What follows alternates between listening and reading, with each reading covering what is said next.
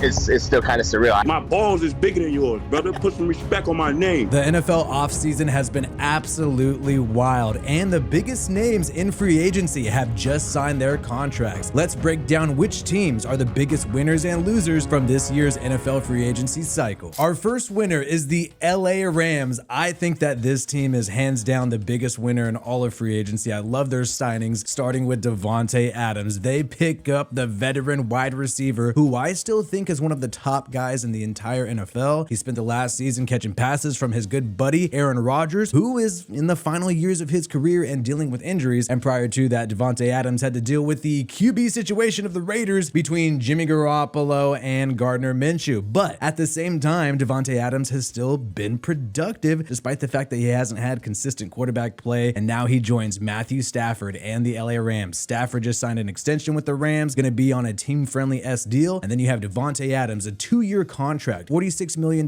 deal with $26 million guaranteed. This just shows how much people respect this guy because he had DK Metcalf, a younger wide receiver, getting paid $30 million a year. Davante Adams is right behind him, $23 million a year. Great to see him in the blue and gold going to LA, the West Coast, where he wanted to play. He wanted to play with the Raiders because they're on the West Coast, but obviously had some issues there in the Josh McDaniels era specifically. It's crazy that he did not follow Aaron Rodgers. We assume that he would just continue to go wherever Aaron Rodgers, the buddy, wants to go, but it looks like Davante Adams is trying to chase a ring, and I think that's the biggest story from all this. The fact that the LA Rams already have Puka Nacua, Kyron Williams, a great running back, Sean McVay, one of the best offensive play callers and offensive minds in the entire league, and now you get Davante Adams sprinkled on top of that. This is a team with Matthew Stafford and Puka Nacua and a Cooper Kupp that was not that productive, who almost knocked off the Philadelphia Eagles in the playoffs last year. I think they're Super Bowl contenders now. I love everything that they're doing, including also re-signing the speedy wide receiver Tutu Atwell to a $10 million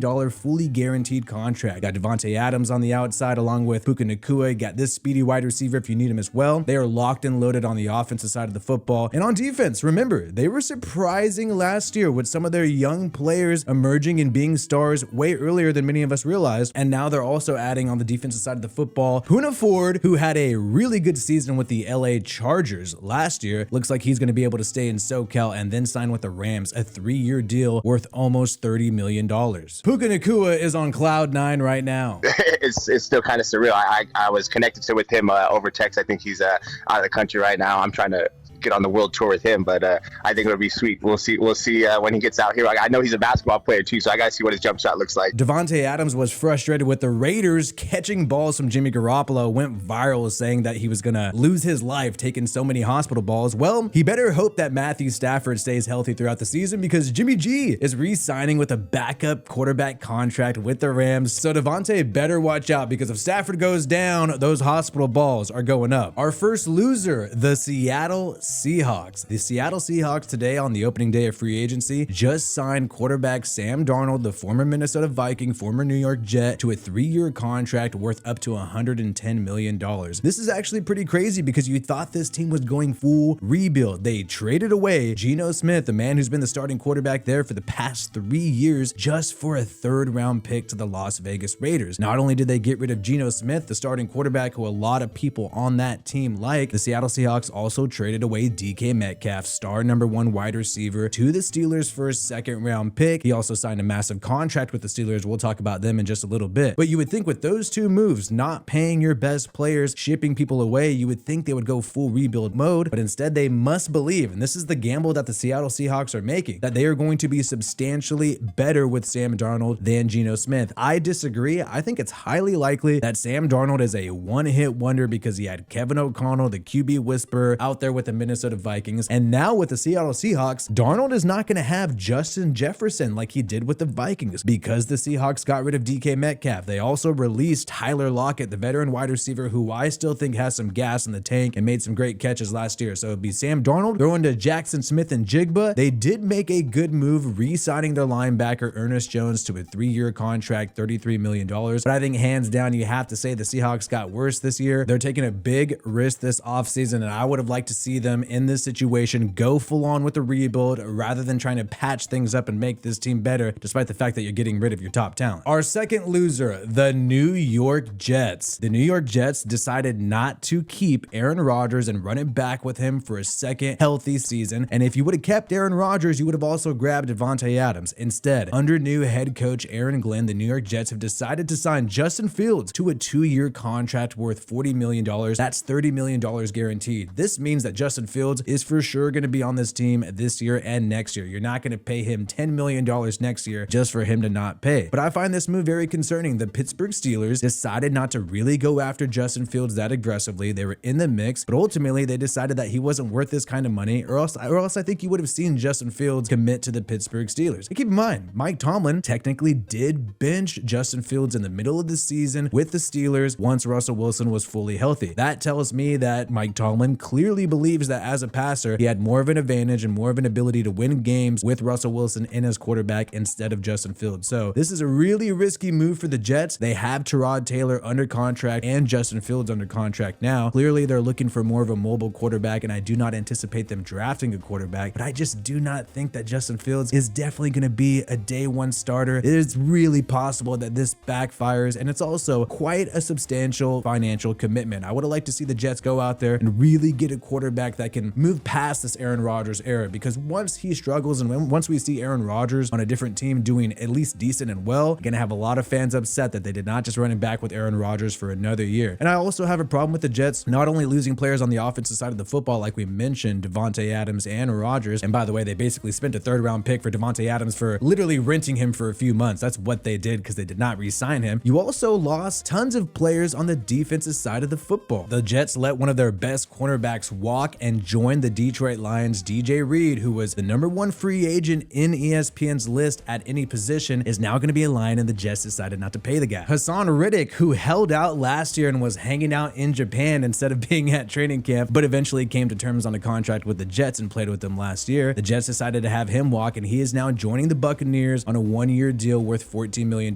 This is a move that could really turn out to be well for the Tampa Bay Buccaneers, and the Jets are going to be looking at themselves thinking, wow, how do we let 2 starters on the defensive side of the football walk and 2 starters on the offensive side of the football walk and not really replace them? Our next winner is the Washington Commanders. The Washington Commanders started free agency early by making a trade to the San Francisco 49ers for Deebo Samuel for a 5th-round pick. This is a risky move. We know that Deebo Samuel has declined in his later years with the San Francisco 49ers, but I think if you could find the specific role for this guy, if you have a plan for this guy in your offense, he can still be really productive. We know that he's not a traditional wide receiver. He's almost like a wide receiver / running back. That's his role. He's supposed to be a guy who could break some tackles, not the speediest guy, not going to beat people on the outside on some of these routes. But I think the Commanders already a productive team, already a great team that shocked the world beating the Lions last year with a star quarterback, Jaden Daniels. I think he had another star, another veteran for him here with Terry McLaurin. That's a good move. They also made another trade that was huge. That was on the first day of free agency, and that was trading for the left tackle from the Houston Texans, Laramie Tunsil. The Commanders sent a 2nd, 3rd, and a 4th-round pick in exchange for Tunsil and a 4th-round pick. This is a massive trade. When you're giving up a 2nd-rounder, you're giving up a player who could really contribute to your team for about 4 seasons, right? 2nd-round pick is very valuable, even if you're picking as low as the Washington Commanders. So they're bulking up on offense on the offensive side of the ball here. You got a receiver to pair with Jaden Daniels. Now you give him some protection with Laramie Tunsil here. The Commanders also made a move on defense that I like, which was signing the Jets defensive tackle Javon Kinlaw. This guy spent most of his career on the San Francisco 49ers, and the beat reporters with the Washington Commanders better watch out for this D tackle. He is not afraid to call reporters out, and you saw him go on the 49ers beat reporter Grant Cohn's show and really go off on the guy. You don't know me. You don't know where I'm from, brother. Put some respect on my name, brother. I'm a man just like you. My nuts is bigger than yours, brother. Put some respect on my name. What I said about you. My balls is bigger than yours, brother. Put some respect on my name. All right, Javon. Put some respect on my name, brother. Stop talking about me like I'm an animal or something, brother. What did I say about you? Don't worry. Don't worry about Don't worry. none of that. Don't worry about don't know? none of that. You already know. Javon Kinlaw is wild, not afraid to speak his mind, apparently really admires his own nutsack a lot. So Commanders reporters, you better watch out or else you might have a demeasuring contest in the locker room. But I also like how the Commanders kept some of their productive players from last year. Former Seahawks linebacker Bobby Wagner resurged on the Commanders last year. They re-signed him to a deal up to $9.5 million. And they also brought back a pair of tight ends. Zach Ertz, the former Eagle who did well with the Commanders last year, he's been re-signed. And you also have John Bates on a hefty contract, 3-year, $21 million, 2 tight ends locked in for the Commanders. Our next winner is none other than the Pittsburgh Steelers. The Pittsburgh Steelers added some firepower to their offense by trading for DK Metcalf for a second-round pick from the Seattle Seahawks, signing him to a 5-year contract worth $30 million a year. A lot of people thought this was an overpay, but when you got DK Metcalf and George Pickens, as long as they keep both of those wide receivers, I think that's really dangerous. And at the end of the day, if they find the right QB, it could be completely dominant. Everything now depends on the quarterback position for the Pittsburgh Steelers. Najee Harris, the running back, is testing free agency, but they still have Warren there in the backfield. Pittsburgh Steelers already have pretty great defensive side of the football. The offense has always been a question mark, especially with the QB carousel last year between Justin Fields and Russell Wilson. We don't know who their quarterback is after day one of free agency. The Pittsburgh Steelers are one of those teams who are just not urgent enough to sign a quarterback. Who is it going to be? It can't be Justin Fields. He's on the Jets now. Can't be Darnold. He's on the Seahawks now. Could it be Russell Wilson? You got a Pittsburgh beat reporter showing that DK Metcalf worked out with Russell Wilson last summer. Could they have a reunion? Is that what this DK Metcalf trade is about? To give Russell Wilson some more weapons. He was able to do well, at least in the middle of the season with the Steelers last year. And then if you give this guy DK Metcalf, that could be really dangerous. On top of that, maybe they don't grab Russell Wilson. Maybe they go for another person, another veteran quarterback who is a future Hall of Famer. That is Aaron Rodgers. The Pittsburgh Steelers were talking to Justin Fields and Russell Wilson. Now Fields is no longer on the table. Aaron Rodgers, though, has emerged as a quarterback option for Pittsburgh. I think regardless, if they grab Russell Wilson here, who's watching Mike Tomlin potentially hug his replacement Aaron Rodgers right here, either way, it's going to be really productive for the Steelers, given the fact that they have 2 dominant weapons now. Our next winner, because I'm a Homer Raiders fan, is the Las Vegas Raiders. Raiders started free agency early by also making a trade. We mentioned it earlier. They sent a 3rd-round pick for Geno Smith. Pete Carroll can hit the ground running with his guy that he's been familiar with, coached and literally coached multiple seasons with him, 2022, 2023 as his starting quarterback. So I like this. He can hit the ground running. There's not some familiarity issues with the new guy, and he's not a younger guy. He's a veteran guy who I think still has so much gas left in the tank because he just hasn't taken that many hits over his long career, given the fact that he was a backup for the majority of the middle part of Geno Smith's career. So Geno Smith landing with the Raiders, you gotta love that. I think that's a really good move for that offense, makes them instantly better. And then on the first day of free agency, Raiders made a big move, grabbing the former Commanders safety Jeremy Chin, a 2-year contract worth $16 million.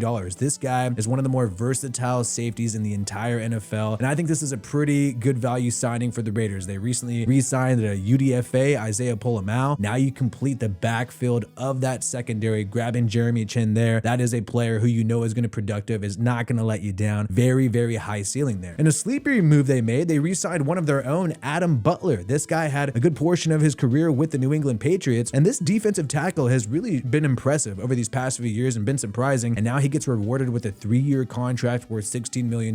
Like seeing people sign their own players, especially people who are on a veteran prove-it deal. I think it builds good morale for the team, thinking, hey, if I go out there and ball out on a 1-year contract, that could turn into something special with this organization. They did lose some players. Trayvon Merring signed a 3-year contract to the Carolina Panthers, the safety, but they essentially replaced Trayvon Merring for Jeremy Chin. I think that's a lateral move, or maybe even a better move grabbing Chin there. Next up, we have some honorable mentions. I'm going to start with the New England Patriots. The Patriots signed Harold Landry. He's reuniting with Mike Vrabel, who's now leading the Patriots organization after being the Tennessee Titans head coach a few years ago. Well, he gets one of his own guys, Harold Landry, 3-year contract, $43 million.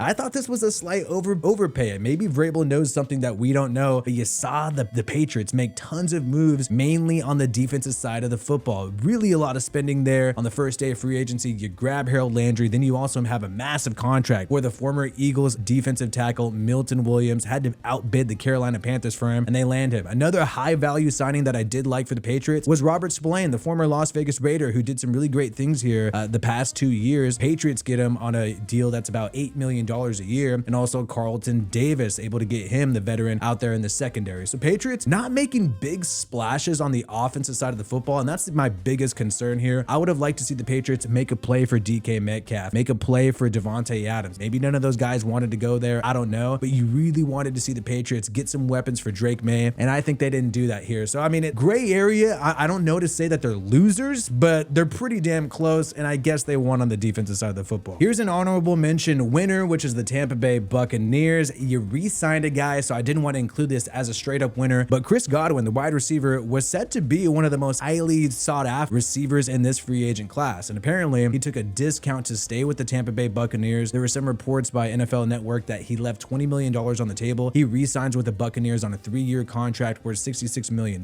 That's a great deal for this type of guy who seems like he could have got paid a lot elsewhere, and to me that's a win for your organization. You're able to recruit one of your own and get a little team-friendly deal there. They also grabbed Hassan Reddick, who we mentioned earlier when we talked about the Jets, and they also re-signed the veteran linebacker Levante David. Another honorable mention winner is the New Orleans Saints. The New Orleans Saints decided to restructure the contract of Derek Carr, and you have the new head coach Kellen Moore say that they are committed to Derek Carr in 2025. We just talked about our obviously confidence in this situation and the ability for him to have success here. I think we got a great group here, from the players, the coaching staff, to the environment that we're going to be able to create for him.